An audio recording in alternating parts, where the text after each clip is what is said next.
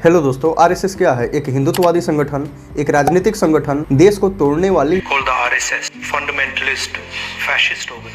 या देश को जोड़ने वाली, या फिर दलित वर्गों के शोषक, नफरत फैलाने वाली या देशभक्त। हम आरएसएस की वो सच्चाई जानने की कोशिश करेंगे जो कि रिसर्च करने से पहले मुझे भी नहीं पता था। नेहरू जी, सरदार पटेल और बाबा साहेब अम्बेडकर के आरएसएस पे क्या विचार थे, इसको भी जानेंगे। इसलिए आप इस वीडियो को पूरा देखें और इस वीडियो पे आपका जो भी ओपिनियन हो हमको कमेंट में बताएं। तो चलिए वीडियो में आगे बढ़ते हैं। आरएसएस यानी राष्ट्रीय स्वयंसेवक संघ को 17 सितंबर 1925 को डॉक्टर केशव बलिराम हेडगेवार के द्वारा स्थापित किया गया। आरएसएस को हिंदुत्व की विचारधारा और हिंदू समाज को आगे बढ़ाने के लिए डॉक्टर हेडगेवार का कहना था कि हिंदू संस्कृति ही हिंदुस्तान की सांसें हैं। इसलिए यह स्पष्ट है कि यदि हिंदुस्तान की रक्षा करनी है तो हमें पहले हिंदू संस्कृति का पोषण करना चाहिए। हमारे युवाओं के मन में उस लक्ष्य की ओर मोड़ना ही संघ का सर्वोच्च उद्देश्य है। यह कहना था संघ के संस्थापक डॉक्टर केशव बलिराम हेडगेवार का। क्या भारत की आजादी दिलाने में आरएसएस का रोल नहीं था? आइए इसको जानते हैं। आरएसएस प्रमुख हेडगेवार ने 1921 और 1931 में आंदोलन के कारण जेल गए थे। वह 1921 में क्रांतिकारी आंदोलन में भाग लिए थे और हेडगेवार अनुशीलन समिति के मेंबर भी थे। कांग्रेस ने जब लाहौर अधिवेशन में पूर्ण स्वराज की मांग उठाई थी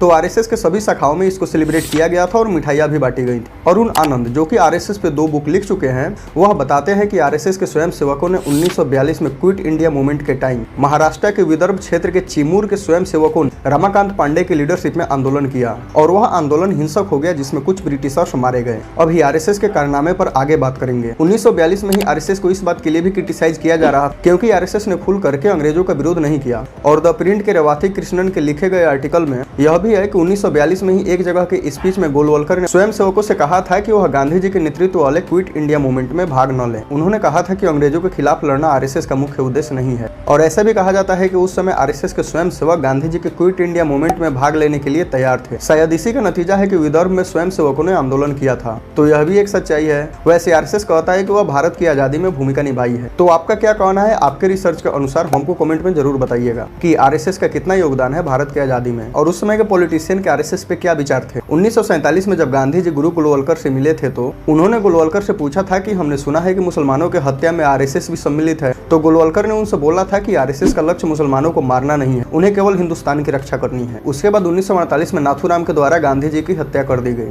लेकिन आरएसएस का कहना था कि गोडसे महीनों पहले से संघ आना छोड़ दिया था। लेकिन सरदार वल्लभ भाई पटेल ने आरएसएस पे बैन लगा दिया कि आरएसएस के भड़काऊ बयानों के कारण ही गांधी जी की हत्या हुई। सरदार पटेल ने गोलवलकर को लेटर लिखा और उसमें बोला कि आपके भड़काऊ स्पीच ने जो समाज में जहर घोला है उसी का कारण है कि देश को एक बहुत बड़ी मूल्य चुकानी पड़ी। और गांधी जी के असैसिनेशन पर आरएसएस में खुशी थी। हमने बैन लगाया और सोचा कि सब सही हो जाएगा, लेकिन हमारे पास ऐसी रिपोर्ट आ रही है उससे लगता है कि आप लोग अपनी पुरानी गतिविधियों में जान डालने की कोशिश कर रहे हैं। उसके कुछ समय बाद आरएसएस पर से बैन हटा दिया गया। लेकिन आरएसएस की इंडिपेंडेंस में भूमिका है। दादरा और नगर हवेली पे 1954 तक पुर्तगालियों का कंट्रोल था। इसको आजाद कराने में आरएसएस के स्वयंसेवकों और वहाँ के लोकल संगठनों ने प्रमुख भूमिका निभाया था, जिसमें कुछ लोग मारे भी गए, उसमें स्वयंसेवक भी थे। दादरा और नगर हवेली पे स्वयंसेवकों ने पुर्तगालियों के झंडे को उतार करके वहाँ पे तिरंगा फहराया था और उसके बाद उसका कंट्रोल केंद्र सरकार को दे दिया। वैसे भी गोवा की आजादी में भी आरएसएस का रोल है। जब आरएसएस के स्वयंसेवकों ने गोवा में आजादी के लिए आंदोलन किया तो पुर्तगालियों ने उन पे फायर कर दिया, जिसमें कई स्वयंसेवकों की मौत हो गई। वैसे नेहरू जी और आरएसएस कभी एक मत नहीं हुए क्योंकि आरएसएस हिंदुत्ववादी थी और नेहरू जी सेकुलर। लेकिन 1962 में इंडो चाइना वॉर के समय में स्वयंसेवकों ने सेना को जो बैकएंड में सपोर्ट किया उससे नेहरू जी बहुत प्रभावित हुए और 26 जनवरी 1963 को परेड के लिए इन्वाइट किया, जिसमें 3000 स्वयंसेवकों ने भाग लिया। लेकिन इस पे बहुत सारे हिस्टोरियन सहमत नहीं है कि इंडो चाइना वॉर में आरएसएस के सहयोग करने के कारण नेहरू जी उनको इन्वाइट किए थे। और 1965 के इंडो पाक वॉर के समय में भी लाल बहादुर शास्त्री आरएसएस के गोलवलकर को इनवाइट करते हैं ऑल पार्टी मीटिंग में। और गोलवलकर से उनका कहना था कि वो चाहते हैं कि आरएसएस के स्वयंसेवक दिल्ली पुलिस के तत्कालिक काम को संभालें और दिल्ली पुलिस वॉर रिलेटेड काम में सम्मिलित हो गई। और यह भी कहा जाता है कि शास्त्री जी के कहने पर ही स्वयंसेवकों ने सैनिकों को भोजन और भी कई सामान पहुंचाए। वैसे आप लोग हमको कमेंट में ट्रोल करो कि यह तो आरएसएस की केवल बड़ाई कर रहा है, तो रुको, आरएसएस इतनी भी शरीफ नहीं है। इस पे 3 बार बैन लग चुका है। एक बार गांधी जी की हत्या के बाद, दूसरी बार जब इमरजेंसी लगी हुई थी और तीसरी बार जब बाबरी मस्जिद को तोड़ा गया था। और आरएसएस के कई लोगों का भड़काऊ बयान भी आते रहते हैं। वैसे आरएसएस समय के साथ अपनी कट्टरता को कम कर रही है। संघ प्रमुख मोहन भागवत भी कई मंचों से मुस्लिमों के सपोर्ट में बोल चुके हैं। आरएसएस वही ऑर्गेनाइजेशन है जो कि आजादी के 52 साल बाद भी अपने हेडक्वार्टर पे तिरंगा नहीं फहराया। आरएसएस ने पहली बार 26 जनवरी 2002 को अपने नागपुर के हेडक्वार्टर पे तिरंगा फहराया था। आरएसएस पे यह भी सवाल उठता रहता है कि इसमें ब्राह्मणवाद है, क्योंकि आज तक कोई भी दलित बड़े पद पे नहीं है।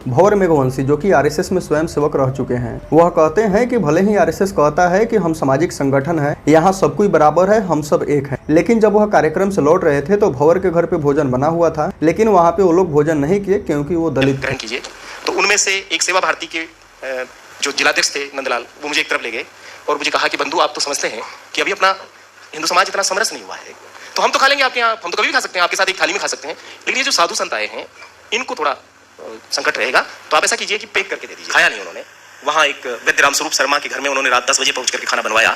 मेरे यहाँ से जो खाना गया उसको वो चौराहे पर सड़क पे फेंक के चले थे। भंवर बोलते हैं कि मैं आरएसएस में रहते रहते ना जाने कब मुस्लिमों से नफरत करना सीख गया। वैसे संघ संचालक अब कई मंचों से कह चुके हैं कि अब वर्ण व्यवस्था और जात पात को भुलाने की जरूरत है, लेकिन उनके बाद का स्वयंसेवक क्या सोचते हैं, कैसे लेते हैं, यह आपको न्यूज में टाइम टू टाइम तो मिल ही जाता होगा। और यह भी एक सच्चाई है कि एक दलित स्वयंसेवक बोला था कि अगर हमारे घर गैर दलित अगर कोई पहली बार भोजन किया था तो वह संघ से ही। 1993 में मेरे घर पर किसी अदर कास्ट के व्यक्ति ने पानी पिया था, वो संघ का प्रचारक है। और आरएसएस के ही ऑर्गेनाइजेशन विश्व हिंदू परिषद और बजरंग दल पे दंगे भड़काने के आरोप लगते रहते हैं, और अब तो आरएसएस के शाखा में भी बाबा साहेब की फोटो दिखने लगी है। तो आरएसएस समय के साथ अब खुद में बदलाव कर रही है, और ऐसा नहीं है कि आरएसएस केवल यही काम करती है, वह विद्या भारती जैसी स्कूल भी चलाती है जिसमें 3 मिलियन से ज्यादा बच्चों को पढ़ने की सुविधा है। कई जगह पे आपदा जब आए तो आरएसएस वहाँ पे राहत कार्य भी किया। हमने यह वीडियो इसलिए बनाया कि कोई आरएसएस की केवल नेगेटिव बातों को बताता है और कोई केवल पॉजिटिव बातों को। यह वीडियो देखने के बाद आपको आरएसएस के बारे में क्या सोचना है हमको कमेंट में बताएं,